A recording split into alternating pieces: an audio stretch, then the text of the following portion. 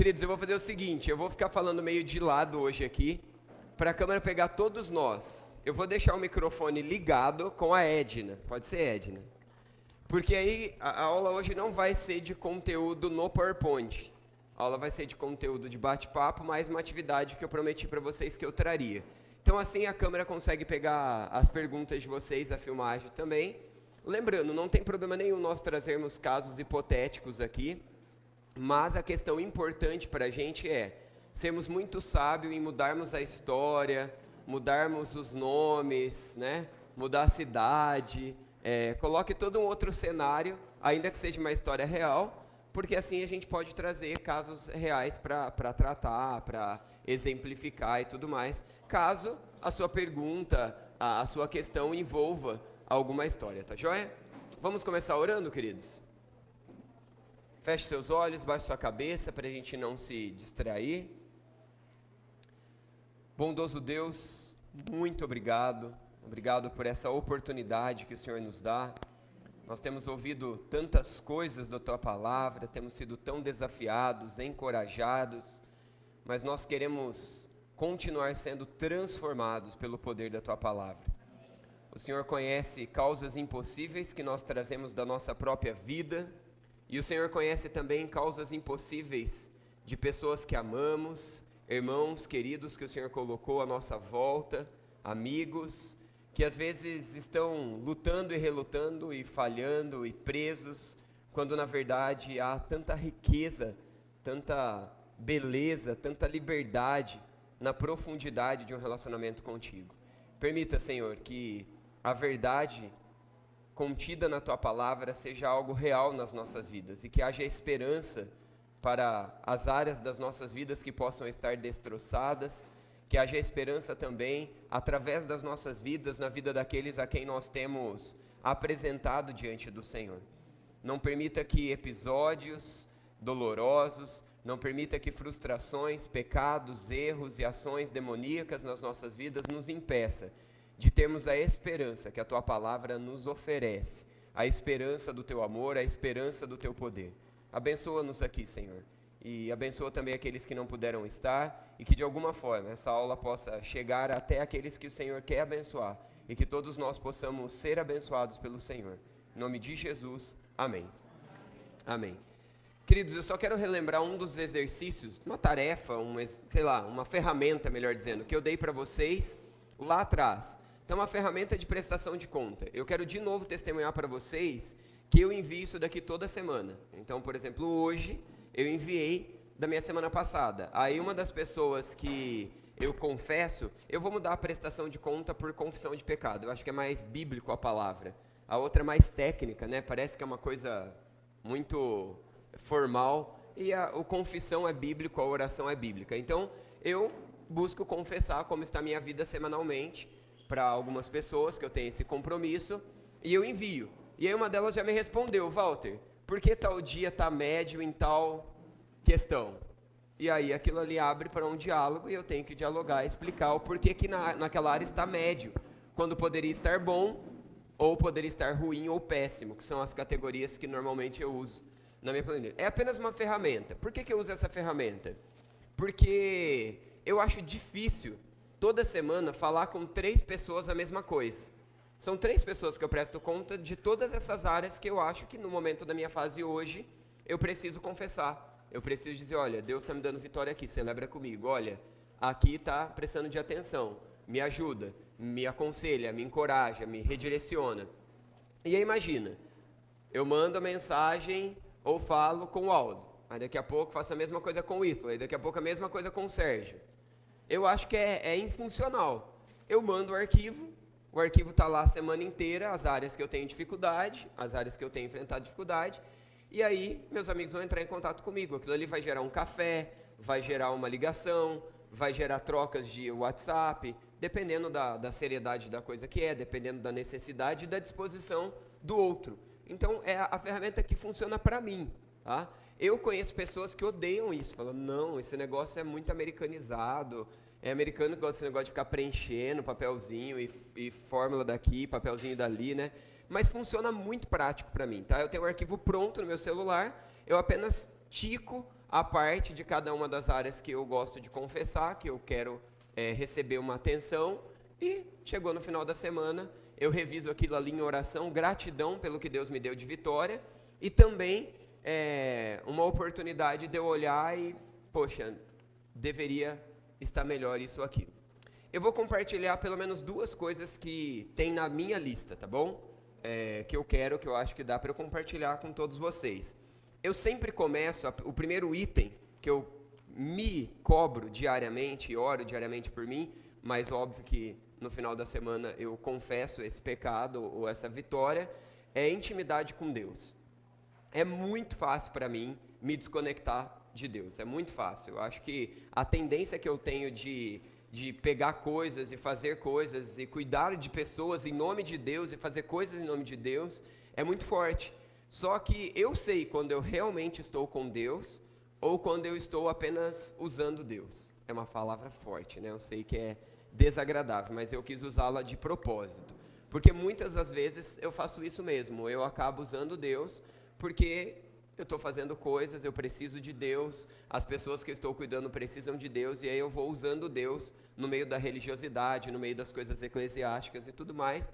Mas o quanto eu estou me relacionando com Deus, o quanto eu amo a Deus, o quanto eu me satisfaço com Deus, o quanto eu contemplo a Deus, o quanto eu realmente estou vendo que o brilho de Deus, numa analogia que eu quero usar a palavra brilho de Deus, é maior e muito mais atraente, muito mais interessante do que quaisquer outros brilhos, lícitos ou ilícitos. E na minha vida, queridos, o que normalmente me faz pecar e me afastar em outras coisas é a minha distância de Deus, mesmo fazendo tantas coisas em nome de Deus. Então, eu sei, e depois de tanto prestar conta e das pessoas me perguntarem, Walter, você está confessando que você caiu no pecado X, Y, Z. Mas o que tem te levado a cair nesse pecado? E aí a gente ficava orando, pensando e avaliando e se reavaliando novamente. E depois de um bom tempo, eu acho que eu sei onde está. Eu queria que a resposta fosse mais bonita, ou mais elaborada, mais mirabolante, né? Mais teologicamente, né? A gente pensa, né? A nível de filosofia, as duas se entrelaçam ali, então a gente pensa, o raciocínio vai longe. E eu queria que a minha resposta fosse um tanto quanto assim, mas não é. A questão é que eu deixo Deus em segundo plano na minha vida. E a partir do momento que Deus não é o primeiro na minha vida, as outras coisas são uma enxurrada que vem e arranca todos os valores, todos os princípios, todas as belezas do reino de Deus na minha vida. A segunda coisa é ira e impaciência. Se você não sabe, agora você sabe. Eu luto constantemente com a ira e com a impaciência. Eu não sou uma pessoa explosiva, eu não sou uma pessoa que facilmente vou me destemperar, mas dentro de mim eu tenho a impaciência, eu tenho a ira, principalmente quando eu sou alguém extremamente organizado, pelo menos eu acho que sou, e eu gosto que as coisas sejam funcionais, eu gosto que as coisas sejam produtivas em todos os ambientes onde eu convivo. E tudo que não acontece de forma produtiva, do jeito que eu me programei, do jeito que eu me organizei, e qualquer pessoa que aparece no caminho atrapalha isso e é uma pedra para mim, me deixa extremamente impaciente, me deixa extremamente irado. Só que eu preciso sempre prestar conta, porque o fato de eu não ser uma pessoa explosiva, uma pessoa que destempera, não significa que eu não estou pecando, né? Estou me afastando de Deus, eu não estou amando a Deus, eu não estou amando o outro, e eu acabo amando muito mais o meu planejamento, eu acabo amando muito mais a minha produtividade, eu acabo amando muito mais o que eu me programei a fazer, do que Deus e as pessoas que Deus colocou no meio do meu caminho. Então são 2 áreas que eu tenho usado, que são os 2 primeiros itens. E na verdade, assim, quando eu estou mal no primeiro, o segundo eu não controlo. E quando eu estou mal no primeiro e no segundo, os outros então estão um lixo na minha vida. Então eu já preciso ficar atento ali. Ficou médio em algum desses 2 primeiros, paro tudo, busco a Deus intensamente, porque o restante vai entrar numa enxurrada desastrosa e desgraçada na minha vida e em volta da minha vida. Então, queridos, são ferramentas. Eu não estou dizendo que você precisa usar esse meio, mas eu estou te dizendo sim, com o curso inteiro, que a Bíblia ordena que a gente confesse os nossos pecados uns aos outros. também não é para qualquer um, como nós já aprendemos, não é de qualquer forma, como nós já aprendemos, não é quando eu quero, como nós aprendemos, é de forma rotineira, é de forma comprometida, é com alguém que eu tenho certeza que eu posso confiar, é com alguém que Deus preparou e etc, etc, como nós já vimos no curso. Uma ferramenta, tá bom? Se você não viu essa ferramenta, eu ainda tenho 2 folhas aqui, no final vocês podem pegar, vou deixar aqui nessa cadeira. Eu posso mandar esses arquivos que eu estou entregando para vocês no grupo essa semana. Se eu me esquecer, me cobrem, pode me cobrar, e aí eu mando lá no grupo para todo mundo, fica mais fácil. Crie outras ferramentas, tá bom? Eu não gosto de preencher, etc, etc. Gente, 2 pessoas que eu confesso pecado estão a mais de 1.000 quilômetros de mim. Então, se eu não usar ferramentas, vai ficar um pouquinho difícil, né? Então, eu tenho que usar a tecnologia e eu tenho que usar ferramentas. Uma delas está aqui na cidade, é membro dessa igreja, e eu presto conta para essa pessoa da mesma forma que eu presto para essas outras pessoas. Isso é uma bênção para mim, isso é uma bênção para a minha caminhada com Deus. Alguma dúvida, alguma questão dessa ferramenta, alguma ideia de uma outra ferramenta que vocês usam, de algum meio, alguma coisa assim, antes de eu entrar numa atividade que eu trouxe para a gente fazer juntos? Não? Nadinha? Usem meios, tá? Usem ferramentas, usem formas, usem algo que os auxilie, que os facilite nisso, porque a correria do dia a dia vai lutar para a gente não fazer isso. A nossa pecaminosidade vai lutar para a gente não fazer isso. O nosso orgulho vai lutar para a gente não fazer isso. E aí a gente precisa rever a aula 2, que vai dizer que são todos os impedimentos para a gente viver as ordenanças dos mandamentos de mutualidade. Uma outra ferramenta que eu não usei, mas eu descobri ontem e com certeza eu vou começar a usar, é que quando você faz um grupo no WhatsApp, eu nem sei fazer isso, mas eu vou aprender hoje ainda. Quando você tem um grupo no WhatsApp, então eu tenho lá uma lista de transmissão que eu mando a minha prestação de conta para as 3 pessoas toda semana. E se eu fizer um grupo ao invés de uma lista de transmissão, eu consigo chamá-los em vídeo todos de uma vez. Então nós 4 ou nós 3 conseguiríamos conversar em vídeo e dialogar, ou pelo menos orar, né? Os 3 vêm, eu chamo isso daí de progressão, um nome que eu quero que sempre seja uma progressão, não quero olhar para esse negócio e me ver um ano inteiro confessando o mesmo pecado, né? Eu espero, ao final de cada período, vencer alguns e descobrir outros e colocando ali, por isso que eu dei o nome de progressão. Mas eu espero que quando a gente compartilha a progressão, a gente vai usar o meio de vídeo, por exemplo, para orar. Então a gente vai celebrar as vitórias que Deus deu naquela semana, a gente vai dizer para Deus, Deus, eu sei que aonde eu venci é graça tua e eu preciso do Senhor, e etc.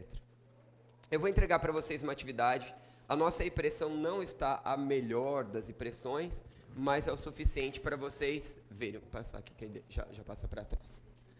É o suficiente para vocês conseguirem se identificar. Vou esperar todos receberem, e aí eu explico de uma forma mais clara, porque depois que todos estiverem com a folha em mãos, vai ficar mais fácil de vocês entenderem.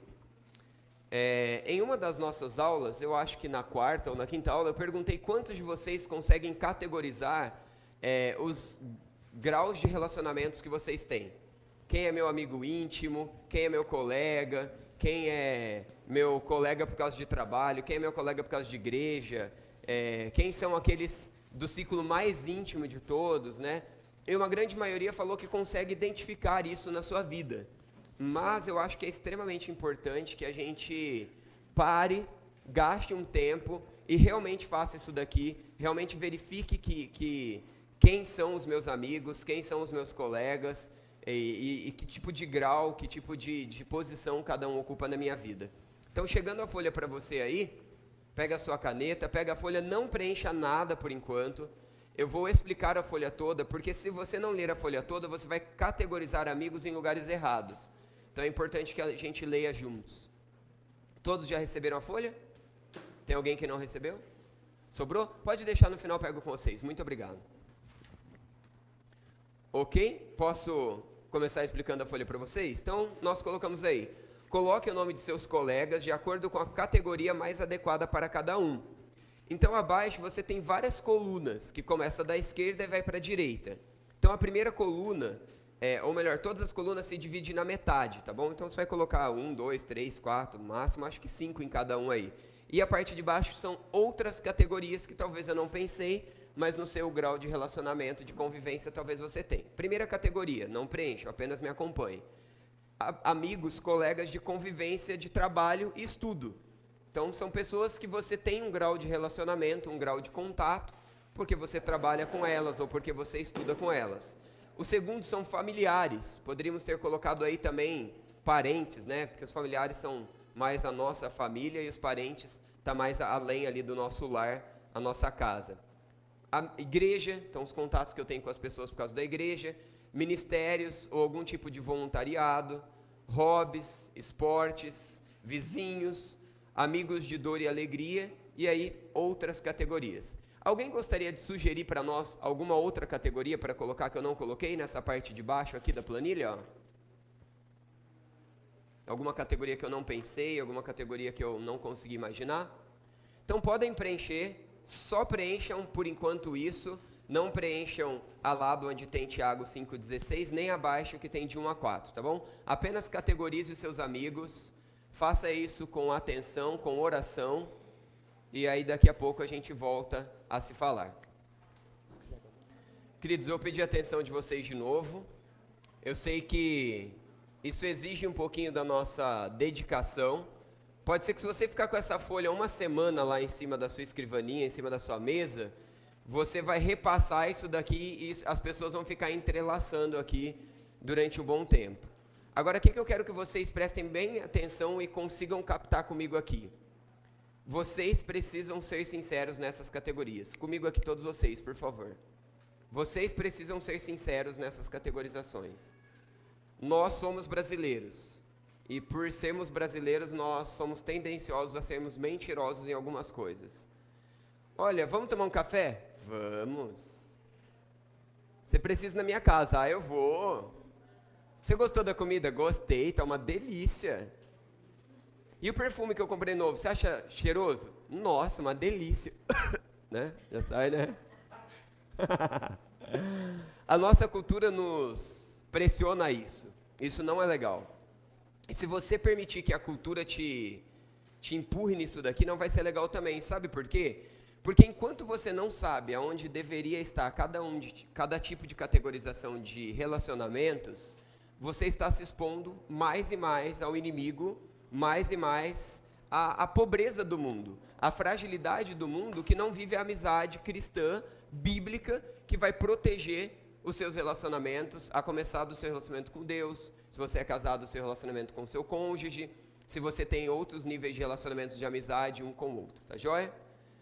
Alguma dúvida ficou aí nesse preencher até essa parte? Agora eu vou te dar uma tarefa e ninguém pode espiar no amigo do lado, tá bom? Porque a gente é cultura brasileira e a gente vai ficar... Além de colar, a gente vai... Nossa, mas... E se fulano souber que eu coloquei ele nessa categoria? Né? Vai ser um desastre, né? É um negócio teu com Deus isso daqui, tá bom? Precisa ter sinceridade. Agora temos uma outra coluna aqui na frente. Se você terminou ou não, você vai conseguir fazer essa parte de acordo com o que eu vou colocar para você agora. Então nós temos dois espaços aí, amigos de oração e amigos de confissão. Quem são os amigos? É uma pergunta, não é uma pergunta retórica, é uma pergunta que eu quero a resposta de vocês. Quem são os amigos que eu poderia encaixar aqui nesses dois níveis? Quais dessas colunas que eu poderia colocar dentro dessa coluna de parceiros de oração e amigos de confissão? De todas essas colunas aqui criadas ou outras categorias, quais são aqueles que nós poderíamos colocar aqui? Parcerias de oração e amigos de confissão. Por favor. Não é para preencher, desculpa, eu tinha entendido errado. Eu quero que você me diga quais categorias que eu posso colocar ali. É uma resposta que eu quero que você dê para mim. E nas amigos de confissão. Isso. Qual é? Amigos de dor e alegria. Alguém discorda? Alguém pensa que outros dá para...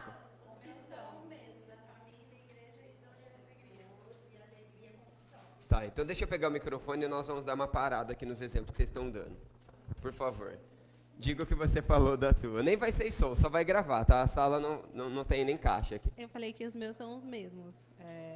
Da família, igreja, amigos de dor e alegria.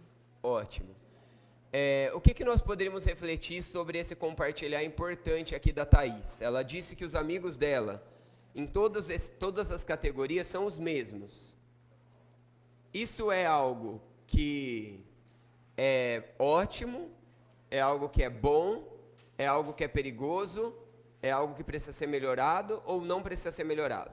Vamos lá, nós ouvimos e assistimos o curso inteiro. E hoje o nosso desafio aqui é nos desafiar de forma prática a como colocar em prática o que a gente está vendo. Quais são os pontos positivos? Quais são os pontos negativos de os meus amigos estarem em todas essas categorias? Vou passar o microfone, passa lá para... Segura aí só para a gente gravar que é bom, que vai ajudar mais. Obrigado, Thaís. Ela tá louca para jogar esse microfone para outra, né? No meu caso, eu tenho os parceiros de oração. Dentro dessa minha parceira de oração, 2 de confissão. E eu tenho um que não participa do grupo de oração, que é meu irmão de confissão também. Joia. Então, eu acredito que ser um grupo para tudo, a gente tem que dar uma limitada no sentido de realmente se aprofundar no conversar, do compartilhar esse pecado. E muitas vezes é o mesmo pecado, inclusive. Então, eu acredito que meus parceiros de oração, alguns eu não consigo ter a confissão.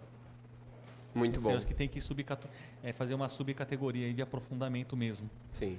Então, muito obrigado pelas suas contribuições, Jefferson, porque é exatamente nesse caminho. É fato que algumas pessoas elas são tão próximas de quem ela é próxima, que ela é próxima em todos, né? Isso demonstra uma sinceridade e uma intensidade nos relacionamentos grande. E isso é muito positivo. Porque existem pessoas que ela está cercada de muitas pessoas, mas ao mesmo tempo não está perto de nenhuma. Só que essa colocação do Jefferson é importante para todos nós, por quê? Porque a gente precisa entender que cada pessoa é uma pessoa, e cada pessoa tem suas características, e cada uma delas eu tenho que ter um tipo de aproximação, de abertura que dá para eu ter com um e não dá para eu ter com outro, né? Então, nós temos que ter essa percepção. Por que eu estou fazendo isso com vocês, gente? Por que eu estou dialogando? Por que a gente parou de ver conteúdo para ver conteúdo na prática? Porque uma coisa é a gente entender isso daqui tudo bonito, né? A esperança para os destroçados, que lindo, a minha vida vai mudar, a vida de todo mundo que eu amo vai mudar. Ok, não vai mudar. Não vai mudar até que você coloque em prática de verdade como toda essa orientação bíblica nos quer abençoar, nos quer presentear com a bênção da orientação bíblica. Então, ficou claro para vocês? Então, eu quero dar mais um minuto para você olhar novamente aí para a sua lista e, de repente, se desafiar. Opa, peraí, esses daqui são coisas naturais que a vida está me levando a fazer. Agora, quem que eu vou colocar nessa e naquela categoria? Eu quero te forçar a repensar. Risca alguns de determinadas categorias, mude alguns de determinadas categorias e tente chegar a amigos de dor e alegria, aqueles que você pode contar tudo. Ah, eu matei alguém. Esse daqui eu posso contar. Roubei um banco. Esse daqui eu posso contar. Eu sei que eu estou sendo bem exagerado, né? Mas para não usar um exemplo de um de nós, eu espero que nenhum de nós matou ninguém, nem roubou um banco. Então, as suas lutas são outras. Mas quem é aquele que você vai procurar e vai dizer, olha, eu dei um soco na cara da minha esposa, ou eu dei um soco na cara do meu marido? Será que nessa sala aqui nunca ninguém agrediu um ao outro? Eu espero que não, mas é possível que sim. E aí? Eu tenho a quem contar isso? Então, eu preciso saber a categoria. Quer ver um exemplo? Enquanto vocês estão riscando, podem me ouvir e pode mexer, fazer a tarefa enquanto eu falo com vocês, tá bom?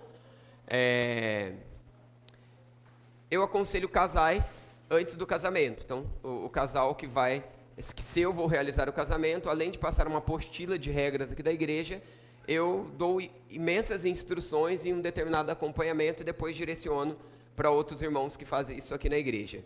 E é muito comum eles quererem escolher padrinhos, parentes próximos. E o padrinho bíblico, porque na verdade não existe nada do casamento conforme a gente faz hoje na nossa sociedade. O casamento, na verdade, é um compromisso civil, é um compromisso público de aliança com a pessoa. Isso é o casamento bíblico, o resto a gente inventou moda. Mas já que a gente inventou moda, então vamos colocar dentro do que a Bíblia nos ensina. Então, o que seria um padrinho? Alguém que me ajuda a guardar o meu compromisso, a minha aliança com o meu esposo, com a minha esposa. Aí eu te pergunto, posso usar vocês dois como exemplo completamente hipotético, tá? Então, vou usá-los aqui Então os dois escolhem que o padrinho deles vai ser os pais da Larissa, cujo um deles é o irmão da Clélia. E aí, imagina, se de repente está acontecendo um negócio complicado lá no casamento, vocês acham que eles vão se sentir à vontade de confessar para alguém que é parente da Clélia? Agora imagina, se coloca no lugar dele. Ele faz alguma coisa errada contra a Clélia. Como que ele vai procurar o padrinho dele, que é irmão da Clélia, para contar que fez algo errado? Gente, é muito complicado. É muito complicado. Então a gente precisa ser sábio nessa categorização. Se eu não escolher pessoas neutras, se eu não escolher pessoas capazes, se eu não escolher pessoas em determinados níveis diferentes, parceiro de oração dá para ser quase todo cristão, né? Conto de forma subjetiva, peço oração de forma subjetiva, qualquer um pode orar por mim, de uma forma compromissada. Agora, confissão já é uma coisa que exige algo bem mais profundo. Então, por exemplo, eu não vou escolher jamais o Gessé para ser meu amigo de confissão. Ele é meu patrão. Tá, mas você é pastor, ele é pastor, vocês são... continua sendo meu patrão. Não vou escolher mesmo, jamais. Não vou ter liberdade, não vou falar algumas coisas para ele, jamais. Não vou nem demonstrar algumas fraquezas para ele. Ainda que ele perceba, mas da minha parte eu não vou demonstrar. Entendem? Exatamente.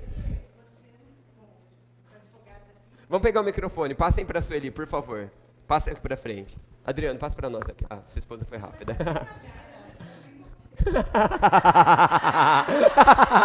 Não, mas agora vamos brincar, vamos brincar. Agora, os advogados aqui, ó. É que ninguém é obrigado a fazer prova contra si, né? Exatamente. Pode segurar, depois a gente passa para o próximo. Exatamente. Então, gente, a gente precisa ter essa percepção. Por que eu estou gastando tempo com isso que talvez você está falando assim, meu Deus, por que o Walter tomou 50 minutos de aula para fazer essa atividade? Gente, a gente sabe responder isso daqui, de acordo com o que a gente acha que deve ser. Mas a gente não sabe viver isso daqui na prática. Não é para levantar as mãos, mas quantos de vocês conseguem... Não está levantado, né? Só arrumando o cabelo. É que eu vou fazer a pergunta ainda, não é para levantar no final dessa pergunta. Mas quantos de vocês, de verdade, conseguem ter pessoas a quem você pode confessar pecado, a quem você pode pedir oração, e você pode dizer que você destemperou com fulano de tal, você pode dizer que você não fez o que você deveria fazer e era um negócio muito importante, isso mostra que você é um relaxado, uma relaxada, um meia-boca, uma meia-boca. Quantas são as pessoas disso? Não dá para fazer isso em todos os ciclos de relacionamento, mas eu entendo a sua profundidade disso. Mas eu quero te desafiar a categorizar essas pessoas e afunilar esse grau de relacionamento. Outras pessoas que estão na mesma situação da Thaís, eu te desafio a refazer. Thaís não, a Thalita, né? Como de o nome das irmãs. Passa o microfone para a Thalita, por favor. A minha dúvida era exatamente nesse ponto, que eu não tinha ficado tão claro, talvez agora tenha ficado um pouco mais claro. Obviamente, nós estamos aqui, nós duas. Ela é minha irmã em Cristo, na vida, de sangue, desde pequena e tudo mais. É muito fácil a gente compartilhar. Mas, então, quer dizer que pode existir um risco pelo relacionamento que nós temos de repente, eu passar a mão na cabeça dela, passar a mão na minha cabeça, porque não tem nenhum risco da gente ter algum pecado que não possa compartilhar. Mas existe o risco da parte emocional, da vivência, eu só compartilho com ela. Então, ela fala, eu não vou pegar pesado, né? Minha irmã e tudo. Será que é isso? Ótima pergunta da Thalita. Além desse risco, que sim é possível, tem um outro. Vocês foram criados pelos mesmos pais, viveram as mesmas coisas e possivelmente têm uma visão igual de muitas coisas. E uma visão de um outro que não vive a minha realidade, pode me mostrar uma amplitude das coisas bem diferente. E detalhe, é bem possível que muitas das dificuldades que vocês têm é com as mesmas pessoas. E aí, como que vocês vão tratar isso de uma forma neutra, sem fofocar do terceiro? Porque, por exemplo, vocês têm uma mãe em comum, e aí você está num dia que você está fulminando com a sua mãe. E aí você vai contar hipoteticamente uma senhora Não tem como, não tem como, né? Por que que eu tenho pessoas de fora da minha convivência? Tantos quilômetros de distância, mas são cristãos, sérios com Deus. Porque eu posso falar qualquer coisa. Eu posso falar até um dia que eu estou chateado com uma posição que o conselho da igreja tomou e eu estou junto, então aprovei junto porque a maioria foi, mas o meu coração não está em paz. Aquela pessoa não vai nem sonhar quem são, não vou expor ninguém, mas eu vou ter um conselho bíblico neutro me ajudando a pensar e repensar o meu coração e aonde eu me perdi em lidar com tudo aquilo. Então é muito importante. Vamos passar lá para a Lud.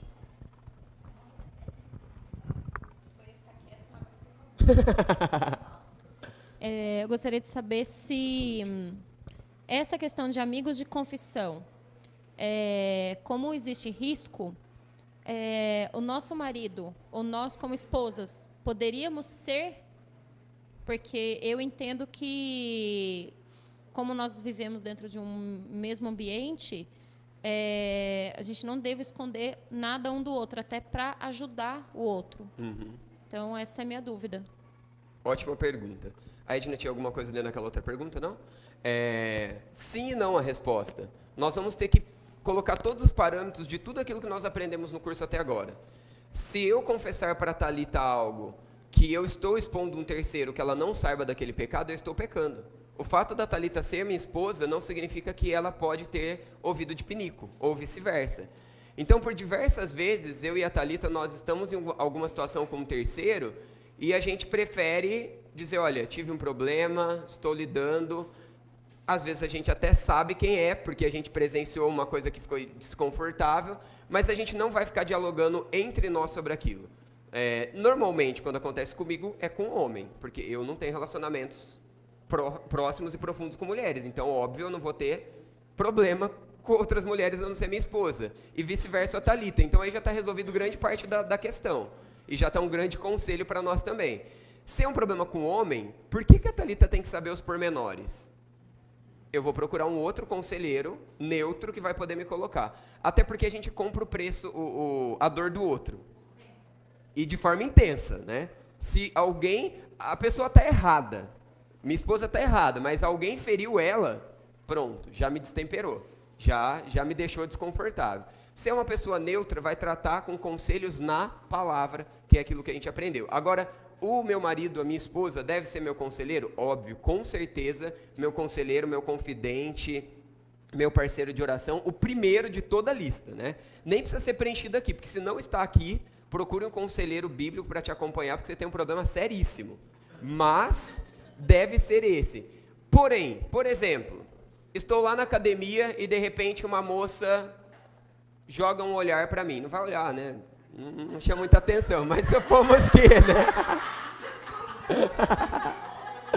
Mas hipoteticamente olhou, deu uma chamada de atenção, né? E me entregou um recadinho.